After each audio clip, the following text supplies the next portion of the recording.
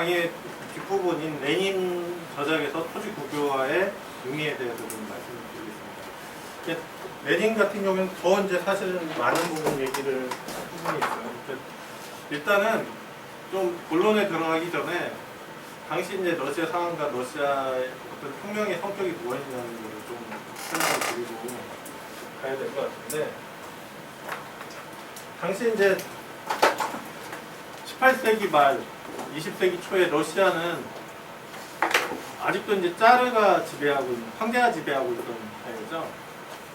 그래서 이제 당시 이제 세상을 바꿔야 된다, 이 짜르 체제를 타도해야 된다는 얘기를 막 하기 시작하고 있었는데, 그랬을 때 이제 사회주의자들이 이 당시 이제 러시아의 혁명의 성격을 뭘로 보았냐면 부르주아 민주주의 혁명.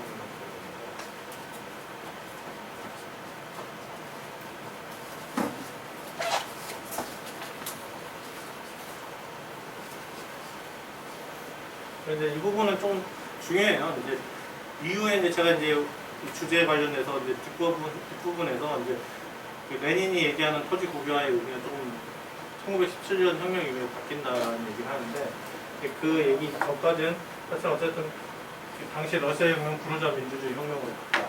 근데 부르주아 민주주의 혁명으로 본 근거는 이제 기본적으로 사회경제적인 조건이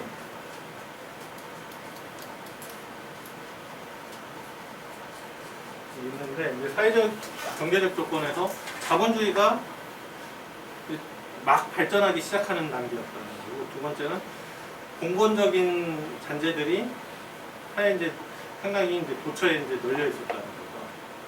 이제 그러니까 그 자본주의가 이제 이 당시에 이제 러시아에서도 일정 부분에서는 뭐 모스크바나 이제 특히 이제 페테르스부르크 이런 데서는 급속도로 발전해서 대공장도 있었지만, 러시아 사회 전체적으로 봤을 때는 아직 그 자본주의 크게 발전하지 못하고 공권 잔재는 아직도 많이 있는 그런 상태였다. 그리고 정치적인 조건을 봐야 되는데,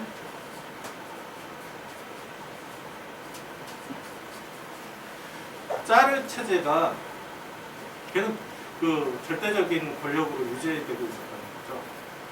그러니까 이제 다른 나라들 같은 경우는, 유럽의 다른 나라들 같은 경우는 절대주의 하면은 한 17세기, 18세기 이 정도 아니에요. 근데 이제 러시아에서는 20세기 초반까지도 짜르 체제가 계속 유지되고 있어요. 그런 상황이기 때문에 러시아의 당면한 혁명의 성격은 부르주아 민주주의 혁명입니다.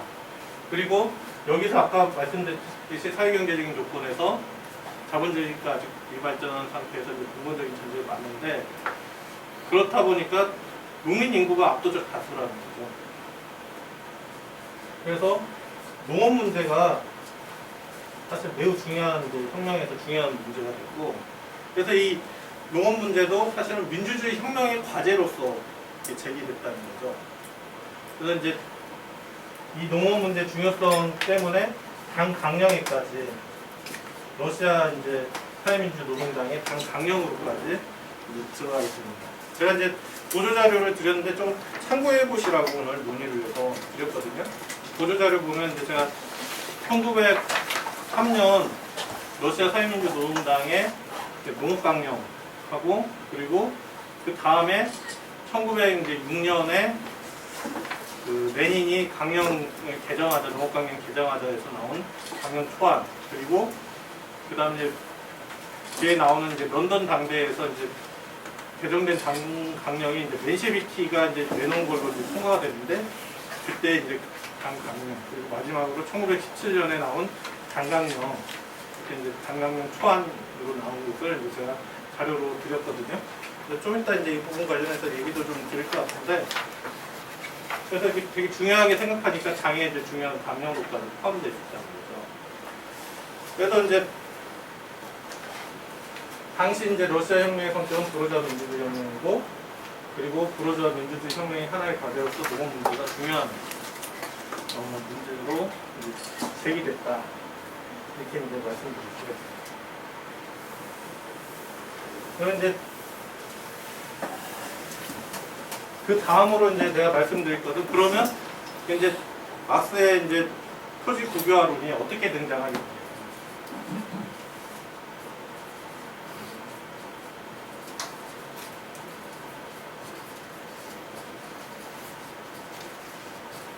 이거를 좀 설명드려야 되는데, 근데 첫 번째로 이 첫 출발점은 어디부터 설명해드려야 되냐면 1861년부터 이제 얘기를 해야 됩니다.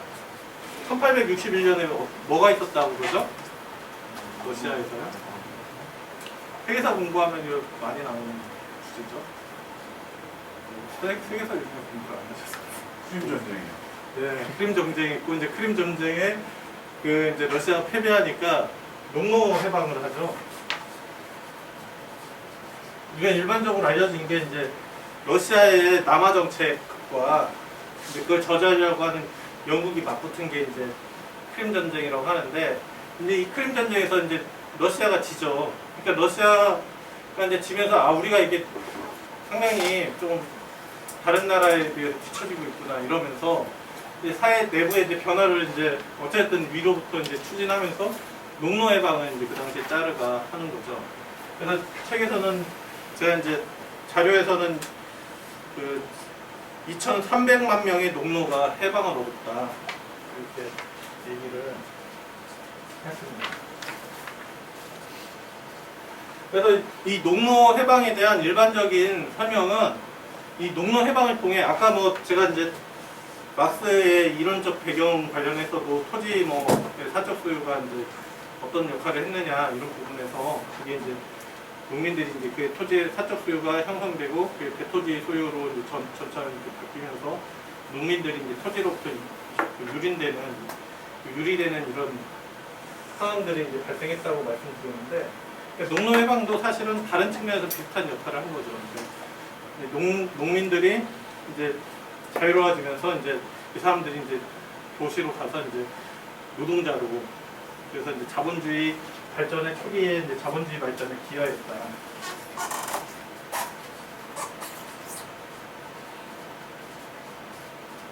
이렇게 이제 봤는데, 그럼에도 불구하고 이제 이때 이제 농노 해방에는 몇 가지 한계가 있었다는 거죠. 첫 번째는 오늘 뭐 중대재해기업처벌법 이제 통과가 돼서 이제 그 관련된 얘기들이 많이 나오는데, 이 통과 과정에서 막 법안을 누더기로 만들잖아요. 그 중에 핵심이 유예기간 막 주는 거잖아요. 그러니까 농노 해방할 때도 해방시키는데 2년간 유예기간 주겠다. 2년 후부터. 이제 그게 그런 게 있었고요. 또 하나는 그러니까 분여지를 농민들한테 이제 분여지를 나눠줘요. 이제 나눠줘서 이제 분여지인데, 분여지를 나눠주면서 보상금을 받거나 그 면역지대를 받은 거예요. 그러니까 무상으로 나눠준 게 아니라 다 이제 쉽게 말해서 농민들한테 돈 받고 판 거죠.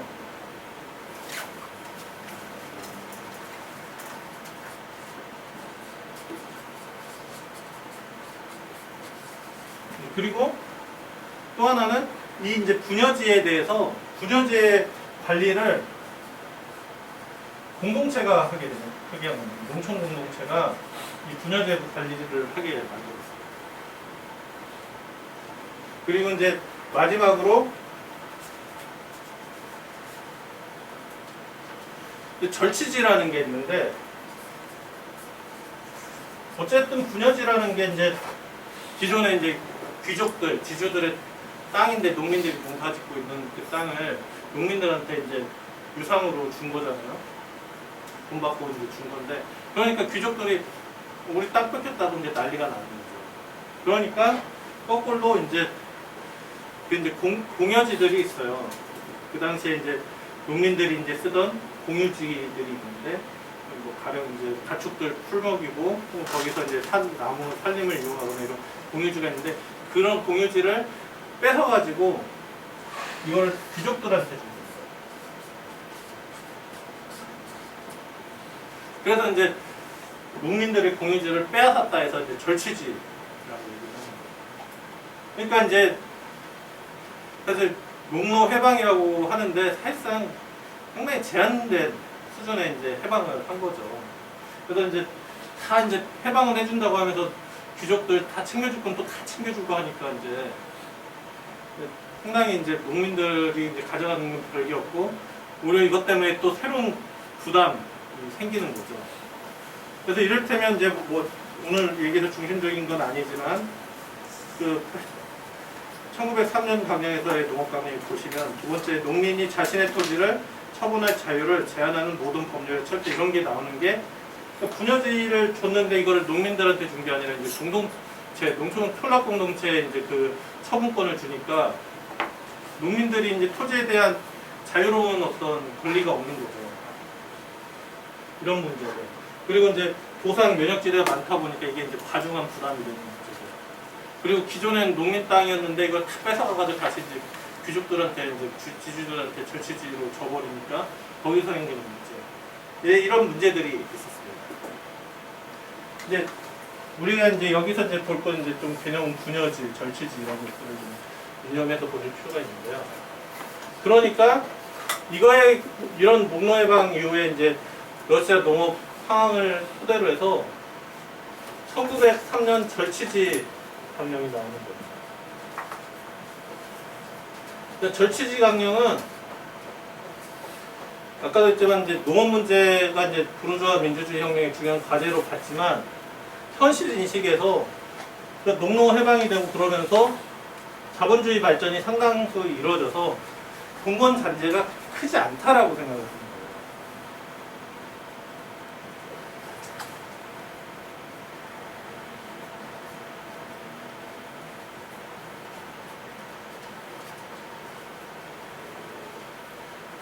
그렇기 때문에 어떻게 절치지하는 어떻게 본 거냐면은 좀 분여지 이런 부분은 좀 보상금 면역 이거 이제 없애버리고 뭐 지주 토지는 좀 몰수도 하고 그리고 가장 중요한 게는 농민들한테 예전에 농민들이 썼던 땅을 빼앗아간 이 절치지를 다시 돌려주기만 하면 된다. 이게 이제 강령에서 핵심이 이제 그래서 절치지 강령이라고 얘기를 하는 겁니다. 제가 준 자료 보면은 4-1항이 이제 그 내용인데요. 농노제가 폐지될 때 절취되어 농민에게 주지 않아 그로써 이제는 지주에게 농민의 인신예속을 유지시키는 수단으로 봉사하는 토지를 촌락 공동체에게 반환하는 것을 이제 요구를 하고 있습니다. 근데 이제 재밌는 게 뭐냐면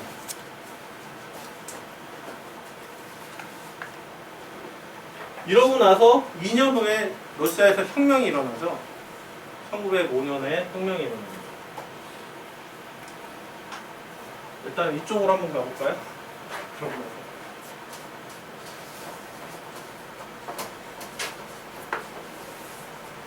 그리고 이제 그 이후에 형식적인 진짜로 의회라고도 할 수 없는 자문권밖에 없는 이제 의회가 이제 생기는데 그게 이제 듀마라고 하거든요. 1차, 2차 듀마가 등장을 하게 됩니다. 그런데 1905년 러시아 혁명과 그 이후에 이제 듀마의 과정에서 이제 농민들이 자기 목소리를 내기 시작하는 거예요. 농민들이 직접.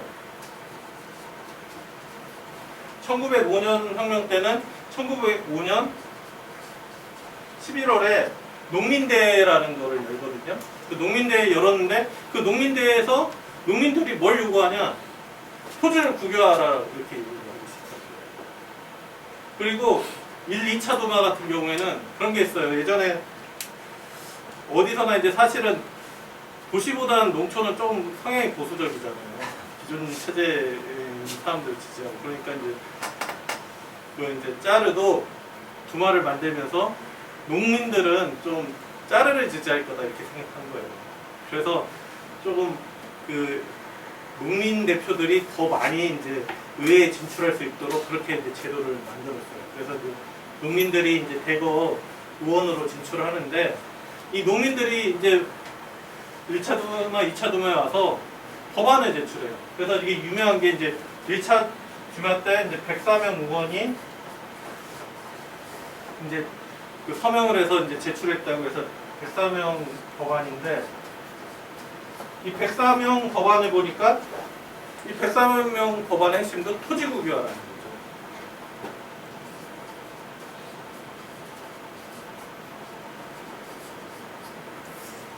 그러니까 이로써 실제 농민들이 요구하는 거는 단순히 절취지 정도 돌려주는 거 그리고 이제 토지를 좀 일정 부분 이제 근동에 분배받는 이 정도가 아니라 토지 자체 전체 토지를 국유화해가지고 그 토지를 농민들이 균등하게 이제 임차하는 거를 주장을 한 거죠. 이게 왜 이렇게 이제 이런 주장을 하게 됐냐면은 농노 해방 이후 이제 자본주의 발전에 이제 이 많이 이루어졌다 이렇게 생각했는데, 그리고 이제 봉건 잔재들은 좀 그나마 조금 약화된 거 아니냐 했는데, 그게 아니라 러시아에서 여전히 봉건 잔재가 강력하게 잔존하고 있었다는 거죠. 그러다 보니까 농민들 입장에서는 절취지 정도 가지고는 그 해결이 안 되는 거예요. 기본적으로 절취지도 해결해야 되고, 그리고 지주의 토지도 이것도 그냥 두면 안 되고, 거기에 자기들의 토지도 자기 토지 중에는 뭐 분연지만 있는 게 아니라 이제 사유지도 있고 이제 분연지도 있고 이런데, 절취지, 지주토지, 자기 토지 할 것 없이 다 국유화해야 된다. 그렇게 해서 이제 농민들한테 이 땅을 나눠주는데 소유권을 주는 게 아니라 임차, 빌려주는 식으로 가야 돼요. 이 부분은 이제 사실은 어떤 거냐면, 이게 이제 어떤 사회주의적인 요구가 아니라 사실은 철저하게 부르주아 민주주의적 요구로 가요.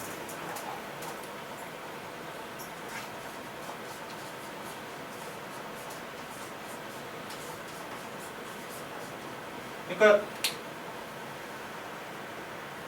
농민들 같은 경우에는 뭐냐면, 봉건잔재에 의해서 자신들이 생계가 너무 악화되고 더 이상 살 수 없으니까 기존 차제를 완전히 오히려 제대로 다 뜯어고치고 이 땅을 제로 베이스에서 다 균등하게 차라리 나눠주는 게 좋다 이거죠. 그리고 그 균등하게 나눠진 땅을 가지고서 농민들이 자유롭게 농업을 경영해서 발전을 할 수 있게 해줘야 된다는 거예요. 근데 이제 그렇게 했을 때 발전하는 농업의 방식은 어떤 사회주의적인 방식은 아니고 이제 자본주의적인 농업이 발전을 하게 되는 거죠. 그렇기 때문에 이제 이 요구 자체는 아직까지는 이제 부르주아 민주주의적인 요구고, 우리가 이제 막스의 저작에서도 얘기했지만, 그러니까 토지 국유화 요구가 자본주의와도 양립할 수 있다는 게 이제 여기서 또 드러나는 거죠. 그래서 그런 민주적인 요구로서 러시아 농민들은 토지 국유화를 요구한다라는 게 확인이 된 겁니다. 그러니까 그러면 어떻게 해야 돼요? 그럼 농민들이 이렇게 요구하는데, 농민들 니들 요구하는 건 난 모르겠고 우리는 그냥 우리 주장하던 거 주장하려다 이러면은 농민들이 지지를 하겠어요? 인구의 압도적 다수가 되는데, 농민들의 그런 지지를 못 받는 정치 세력은 사실은 제대로 힘을 쓸 수가 없죠. 그러니까 사회주의 정당도 이제 노동자들의 정당이라고 하지만 개혁동맹을 해야 되잖아요. 그런 측면에서 사실, 그리고 이제 인구 다수의 민중의 압도적 다수인 농민들의 요구를 상당히 중요하게 봐야 되는데, 농민들이 스스로가 토지 국유화를 요구하고 있다. 그러면 어떻게 돼야 되냐면, 그럼 토지 국유화를 요구를 해야 됩니다. 그래서 레닌은 사실 이런 부분에서는 현실적으로 상황을 잘 보고 있었던 건데,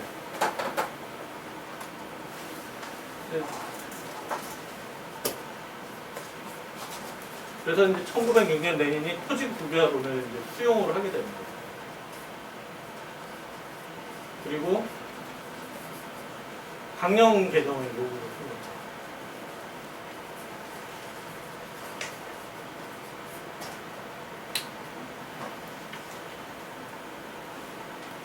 이게 이제 지금 제가 이제 드린 자료 두 번째 이제 레닌의 농업강령 초안이라는 부분인데요. 아래 이제 제가 색칠해 놓은 아랫부분이거든요. 만약 러시아에서 당면혁명의 결정적 승리가 완전한 인민주권을 가져온다면, 즉 공화국과 완전히 민주적인 국가체제를 수립한다면 당은 토지의 사적 소유 폐지와 공동의 재산으로서 모든 토지를 인민 전체에게 이전할 것을 추구할 것이다. 그래서 구토지 국유화를 주장을 하고 있습니다. 표현은 없죠, 토지 국유화. 근데 토지 사적 소유의 철폐라는 게 토지 국유화라는 의미죠. 그 공동의 재산으로 토지를 인민 전체에게 이전한다는 토지 국유화를 표현을 하고 있는 겁니다. 네.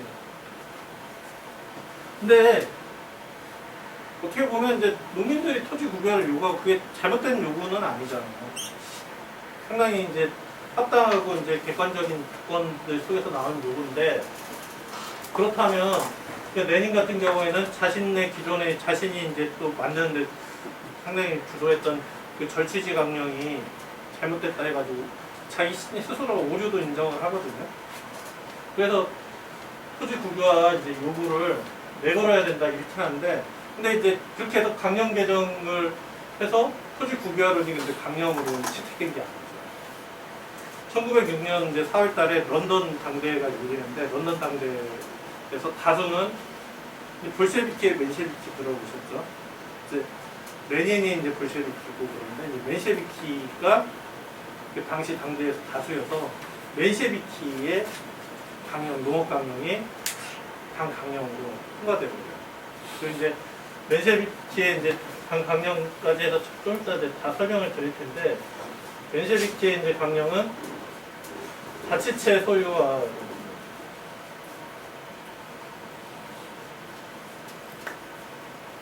근데 이 자치체 소유라는 완전히 토지 국유화론이 아니고 완전히 불철저하고, 사실은 농민이나 어떤 혁명의 어떤 전망에 대한 믿음이 사실 별로 없는 그런 이제 그 강령이 되겠습니다. 그래서 세 번째 이제 자료가 이제 그런 맨셰비키의 주도해서 통과시킨 농업 강령을 이제 제가 그 자료로 이제 제공을 해드린 거고요. 이렇게 이제 쭉 해서 이제 그 레닌이 어떻게 토지 국유화를 받아들이게 됐는지 여기까지 이제 쭉 설명이 됐는데요. 자료에 한번 보시면은 29쪽이 있습니다. 29쪽에서 이제 1903년 강령의 오류를 이제 자기 비판을 하면서 이제 왜 이제 토지 국유화를 이제 얘기했는지 좀 설명하는 인용문이 있습니다. 이 인용 이런 오류의 근원은 우리가 발전의 방향을 올바로 규정했지만 그 발전의 시기를 올바로 규정하지 못한 데에 보입니다. 우리는 러시아에서 이미 자본주의적 농업의 제휴와 지주의 농업 경영과 농민의 농업 경영에도 완전히 형성되어 있다는 것을 발견했다. 이것은 강력한 농민 교육과 진리를 발전시켰기 때문에 농민적 농업혁명이 설치될 수 없는 것처럼 보였다. 이 잘못된 경영은 농민적 농업혁명에 대한 공포의 결과가 아니라 러시아 농업에서 자본주의적 발전의 정도를 거대하게 평가하는 데에 분명히 의미있다. 그 당시 우리에게는 농노제가 건국되어있는 것이 현저한 문제를 붙여진 반면에 농민 분노제와 시기 연수에는 자본주의적 경험이 상당히 성숙해 있고 잘 정착되어 있는 것으로 보였다. 이제 이런 이유에서 기존의 강령이 잘못됐고, 토지 국유화, 농민들이 직접 요구하고 있는 토지 국유화를 우리 강령으로 채택해야 된다라는 이유를 하게 되는 겁니다. 이제 이 토지 국유화론 자체가 이제 토지 국유화 자체가 민주주의적 요구라고 했는데요. 이런 생각을 하실 수도 있어요. 아니 근데 사회주의자가 이제 민주주의 요구고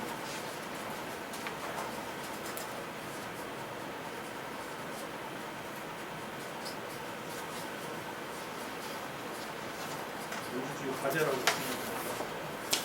민주주의 과제고, 그리고 이제 자본주의 발전을 낳는다고 말씀드렸잖아요.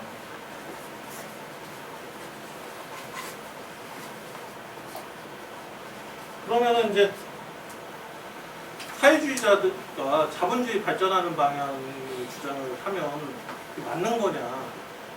자본주의가 발전할 수 있게 해야 된다. 근데 이 부분에서는 아까도 말씀드렸듯이 이제 러시아의 이제 그 사회 고유한 특성이 있는 거예요. 러시아가 이제 아직 자본주의가 충분히 발전하지 못했고, 짜르 전제가 그리고 봉건 전제가 이제 상당히 이제 강력하게 존재하고 있는 상황에서는 혁명 성격 자체가 이제 부르주아 민주주의 혁명이기 때문에 그런 부르주아 민주주의 혁명을 철저하게 수행하기 위한 것이 필요하다는 거죠. 한 몇 살 과정 속에서는. 그걸 통해서 수립되면은 사실은 그 어쨌든 당장은 자본주의적인 성격을 띠긴 하지만 우리 이걸 통해서 다른 측면에서는 이걸 통해서 이제 계급투쟁이 성장하고 자유롭게 더 계급투쟁이 발전할 수 있는 조건이 생긴다는 거죠. 그래서 이제 레닌이 주장하는 거는 이런 어떤 과제를 실현하는 걸 통해서 자유로운 계급투쟁의 발전이 이제 용이해진다. 그러니까 자본주의가 미성숙하고 공권단체가 계속 있는 상태에서는 농업에서도 사실은 농업 발전이 이제 더디게 이루어지니까 노동자들이나 농업 노동자들이나 뭐 빈민들의 어떤 빈농들의 투쟁이 성장하기가 어렵다는 거죠. 그래서 토지 국유화가 되면 그래서 이제 민주주의 과제가 철저히 실행되는 그 다음 단계에서는 사실은 보다 본격적인 농업에서의 이제 계급투쟁, 농업 프롤레타리아트와 빈농의 계급투쟁이 발전을 할 수가 있다. 그런 조건을 만드는 거기 때문에 또 지지했을 때 이렇게 봅니다. 이런 부분들은 상당히 중요한 게 민주주의 과제 일반에서도 적용될 수 있는 거거든요. 그러니까 어떤 제도가 되든 결국에는 뭐 자본의 어떤 지배하에 있는 거 아니에요 이렇게 볼 수도 있지만 그게 아니라 어떤 민주주의가 진전되고 발전하게 되면 사실은 계급투쟁이 더 자유롭게 발전할 수 있는 그런 여건들이 형성된다는 거죠. 그래서 이제 그런 관점에서 토지국유화론을 또 이제 민주주의 과제로서 이제 적극적으로 제기를 했다 이렇게 이제 설명을 드릴 수가 있고요. 전체적으로 그러면은 각 세력들의 그 농업 문제, 토지 문제에 대한 입장을 좀 비교해드리면 이제 전체 이해하는 데 도움이 될 것 같아요. 처음으로는 레닌, 볼셰비키. 레닌은 이제 1905년 혁명을 거치면서 토지 국유화를 이제 주장을 하게 된 거죠. 그리고 이거는 이제 철저한 농업혁명을 해야 된다는 입장입니다. 농민의 농업혁명.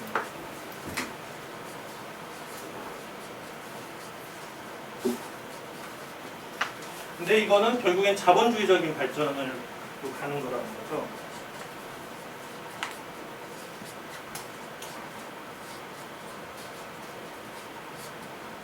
그리고 중요하게 이제 얘기한 거는 레닌의 강령에서 단순히 토지 국유화만 얘기하면 되는 게 아니라 이 토지 국유화라는 게 우리 아까 이제 제가 강령 초안을 읽어드렸는데 공화국, 민주공화국 요구와 결합되어야 됩니다.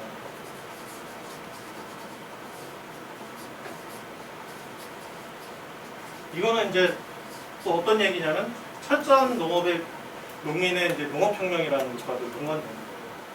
그 부르주아 혁명을 철저히 하는 거는 사실은 부르주아 혁명의 최고의 형태는 정치 형태는 공화제거든요. 그러니까 공화국 수립을 하는 것과 이제 결합이 된다는 거고 이거를 표현한 말이 아메리카의 형질이라는 거죠.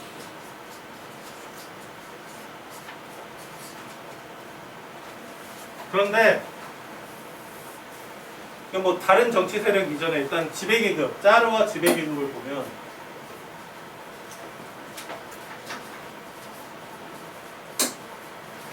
토지국유화가 아니라 지주경제에 전환하죠.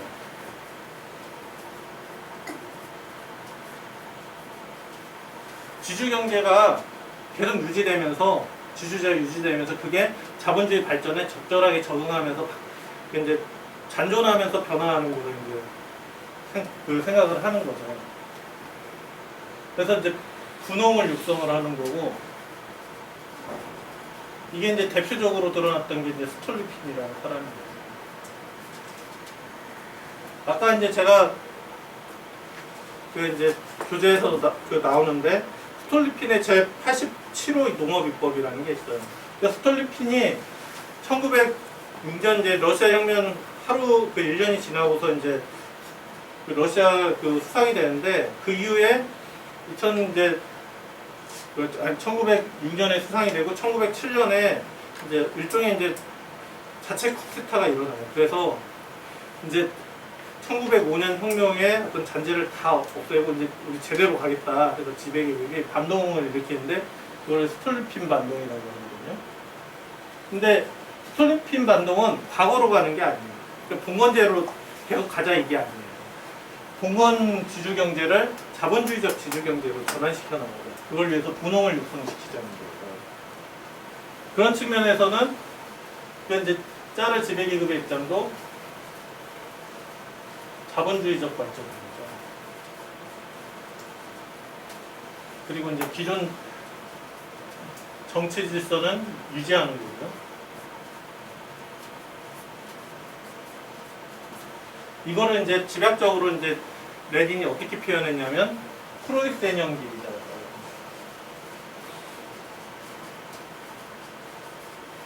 이제 독일은 막스가 이제 태어나고 이제 또 상당한 영향력을 발휘하고 독일 3인당도 있고 그랬지만 결과적으로는 그 부르주아 혁명을 그 제대로 못했잖아요.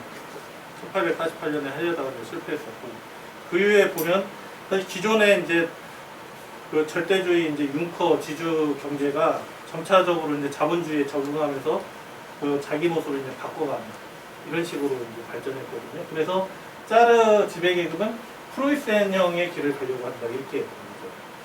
반대로 아메리카형의 길은 기존에 있던 봉건제를 완전히 철폐하고 완전히 토지를 농민들에게 나눠주고 그 농민들이 자유롭게 농업에 종사할 수 있게 만드는 방식이 있다는 거죠. 네. 그러면 맨셰비키는 어떤 요구를 했느냐? 그래서 물 한 모금 먹고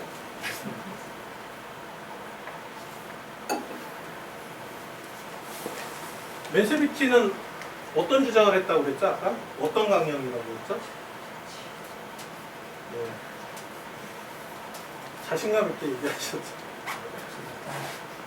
자치체 소유화를 얘기한 거죠.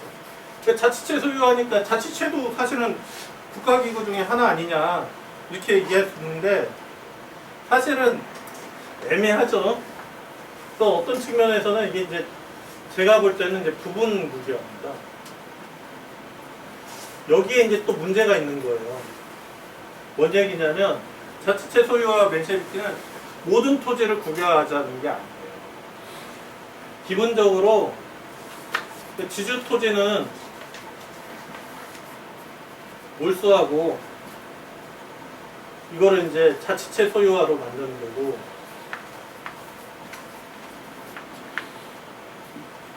분여지하고 농민들의 사유지는 소규모라고 해야 되겠죠? 유지시키자는 거예요. 그러니까 사적 소유 철폐, 토지의 사적 소유 철폐 주장이 아니에요. 그러니까 사실은 자치체 소유화라고 하지만 모든 땅을 자치체 소유로 만들자는 것도 아니에요. 근데 이런 주장을 한 거는 반동을 우려했기 때문에 모든 땅을 다 국유화해서 사적 소유를 없애버리면 농민들이 들고 일어날 거다. 농민들은 기본적으로 자기 땅에 대한 욕심이 많은데 그 농민들 땅을 뺏어버리면 어떡하냐. 그럼 농민들이 다 반동편에 서버린다. 이 말이 근데 사실 어이가 없는 거죠. 왜냐면 농민들의 다수가 이제 토지국유화를 주장하고 있잖아요. 본인들이 스스로 농민들이 토지국유화를 얘기하고 있는데 아니 농민들이 토지국유화에 반대할 거다 이렇게 얘기하고 있는 거예요. 또 하나는 철저한 혁명에 대해서 비관적인 거예요.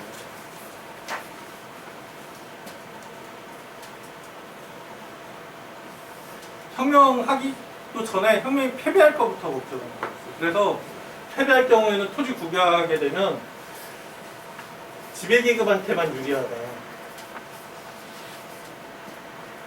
막 혁명을 했는데 하려다가 꺾여버리고 다시 지배계급이 집권해버리면 구세력이 집권해버리면 토지는 국유화된 상태예요. 그러면은 지배세력한테만 좋은 거 아니냐.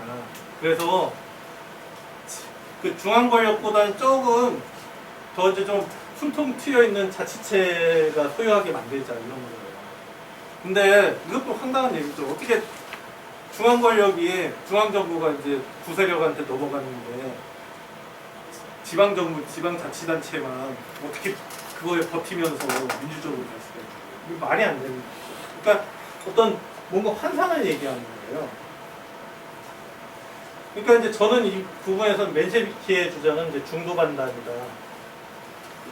뭔가 제대로 하기 전에 꺾여버리는 일이다.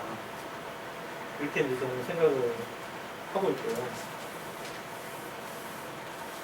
근데 이제 어쨌든 당 강령은 맨셰비키가 다수라는 이유로 이제 맨셰비키 주장이 들어가고 있습니다. 그러면 이제 하나 더 남았습니다. 이 당시에 이제 나로드니키라고 있는데 이 나로드니키의 주장은 어땠냐?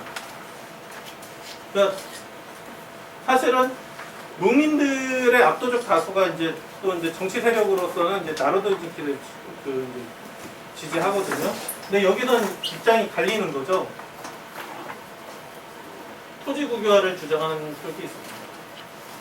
이게 이제 트루도비키라는 쪽이고요.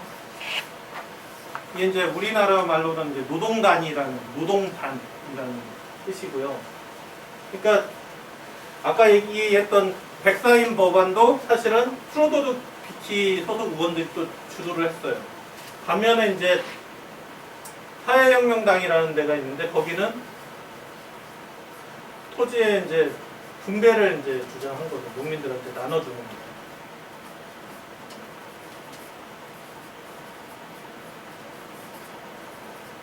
그러니까 토지를 다 몰수하되 그걸 국가 소유로 하는 게 아니라 농민들한테 나눠주자. 그리고 이 사람들은 이렇게 하는 거를 사회화하는 거고 노동원리에 입각한 거다. 이 노동원리에 입각한다는 말은 뭐냐면 노동하는 사람이 땅을 소유해야 된다. 우리나라식으로 하면 어떤 표현이죠? 경자유전이라는 거 있잖아요. 경자유전인데 이걸 이제 이 당시 이 사람들은 노동원리라고 했죠. 노동하는 사람이 땅을 가져야 된다. 그런데 이게 이제 사실은 과학적이지 않은 상당히 추상적인 개념들이고 이제 한계가 많지만 더 나아가서 이렇게 토지 국유화를 하거나 토지 분배를 이렇게 하는 게 그게 사회주의다라고 얘기하는 거예요. 그러니까 나로드니키는 지금 사실 토지 국유화 요구는 사회주의적인 요구가 아니라 민주주의적인 요구인데 그렇게 민주주의적 요구로 본 게 아니라 사회주의라고 보는 거예요. 그러니까 투쟁 요구의 성격을 완전히 잘못 알고 있고 과장하고 있는 거예요.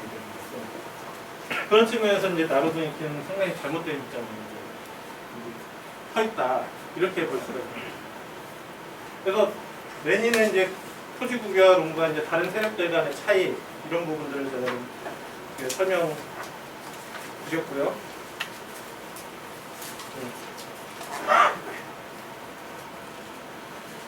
이렇게 해서 이제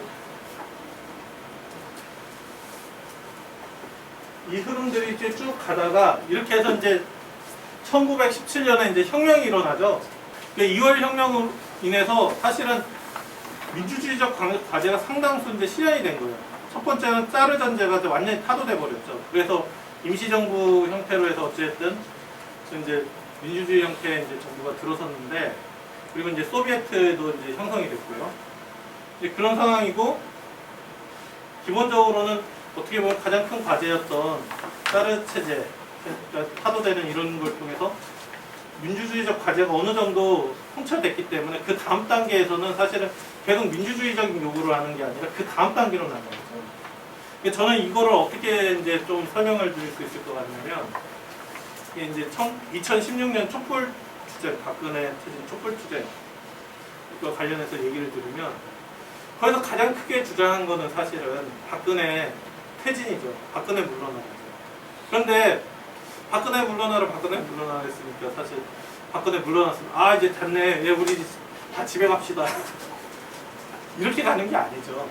사실은 박근혜 퇴진을 주장했지만 요구했지만 민중들이 그 박근혜 퇴진뿐만 아니라 그 거리에 나선 데는 단순히 박근혜 자체가 문제다가 아니라 자신의 삶이 어렵고 힘들다라는 부분도 그리고 어떤 사회가 이제 지금 상당히 이제 박근혜 정권 시절에 거꾸로 가가지고 이걸 다시 좀 되돌려야 된다는 문제의식 이런 것들이 있었던 거죠. 그러니까 사실은 박근혜 퇴진을 그 가장 중요한 요구를 했지만 사실 박근혜가 퇴진됐다고 해서 투쟁이 끝나는 게 아니라 박근혜가 이제 물러났으면 탄핵돼서 물러났으면 그 다음 단계로 투쟁이 가야 되는 거죠. 그런데 이제 이거를 이제 비슷하게 이제 당시 혁명에서도 볼 수가 있다는 거예요. 그러니까 1917년 6월 혁명 딱 돼가지고 짜르가 물러났으니까 아 이제 끝났다. 우리가 원하는 거 다 쟁취했으니까 이제 여기까지만 하자. 이게 아니죠. 그렇게 얘기하는 사람들은 오히려 상당히 뭔가 문제가 있고 기존 질서에 있는 사람들이 되는 거죠. 그게 아니라 이제 다음 단계로 가야죠. 그러니까 1917년 2월 혁명 이후에는 그러니까 사회주의로 이제 방향을 잡고 나아가야 되는 거예요. 요구가. 그러니까 토지 국유화라는 그 요구가 민주적 과제, 민주적 요구라고 했잖아요. 그런데 이 토지 국유화 요구의 성격 자체가 조금 변하는 거죠. 그러니까 기존의 민주주의적 요구의 측면도 있지만 이 토지 국유화 요구를 제기하고 그걸 통해서 더 전진해 나가는 방식으로 가야 된다. 그래서 이제 마스가 이제 아까 이제 얘기했다는 것처럼 토지 국유화가 그 토지의 사적 소유에 대한 공격만이 아니라 생산수단 전반의 공격으로 나아갈 수 있다라는 것처럼 레닌도 이제 그런 관점에서 이제 토지 국유화론을 제기하고 그거에 맞춰서 이제 정책들도 이제 변화시켜 나간다는 거죠. 네. 그래서 이 부분들을 좀 잘 설명하고 있는 게 이제 32쪽, 33쪽의 글이거든요. 시에서 기준하는 주민사 주민들과 관련된 한 필수적이다. 그러나 그것은 또한 다른 이유의 필수적이다. 그것은 생산수단의 사적소유에 강력한 이유를 가진다. 토지의 사적소유가 제재된 후 러시아에서 모두를 지배와 다양하게 지배하겠다는 생각한 것은 실제는 터무니없는 일이다. 예.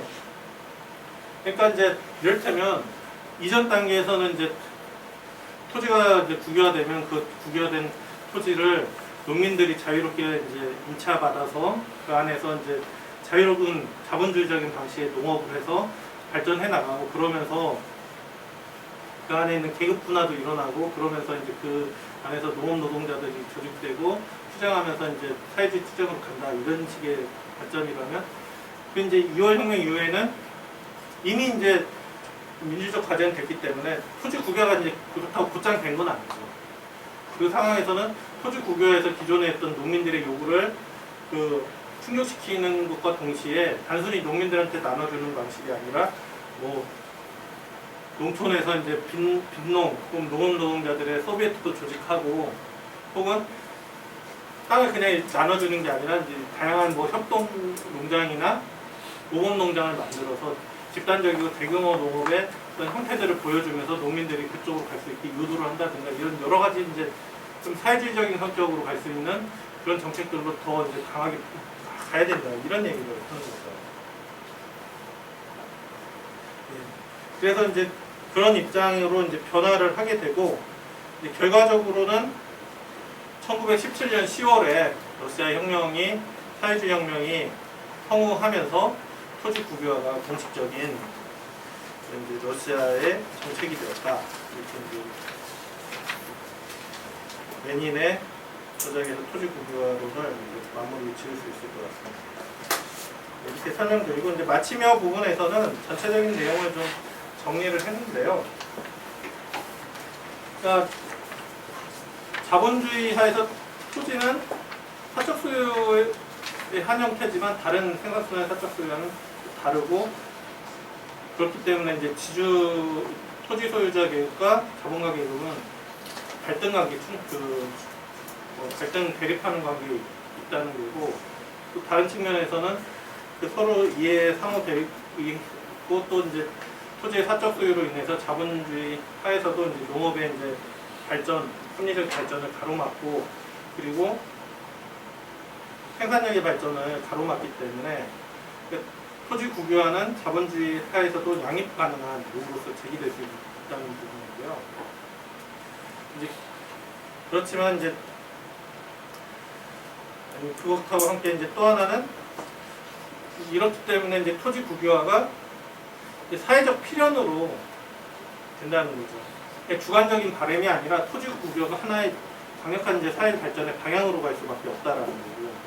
마지막으로는 자본주의가 양립하는 어떤 요구이긴 하지만 생산수단의 사적 소유의 한 형태를 폐지하는 거기 때문에 생산수단 이제 전반의 폐지로 이제 또 나아갈 수 있는 그런 과도적 역할, 가교적 역할을 할 수 있다. 이런 부분들을 이제 우리가 좀 유심히 봐야 되고 이제 그런 측면에서 이제 토지 국유화를 좀 해야 된다. 이렇게 이제 말씀드릴 수 있을 것 같습니다. 오늘 강의 이제 일단은 제 강의는 몇 가지 마치고 질문, 토론 시간 가지도록 하겠습니다.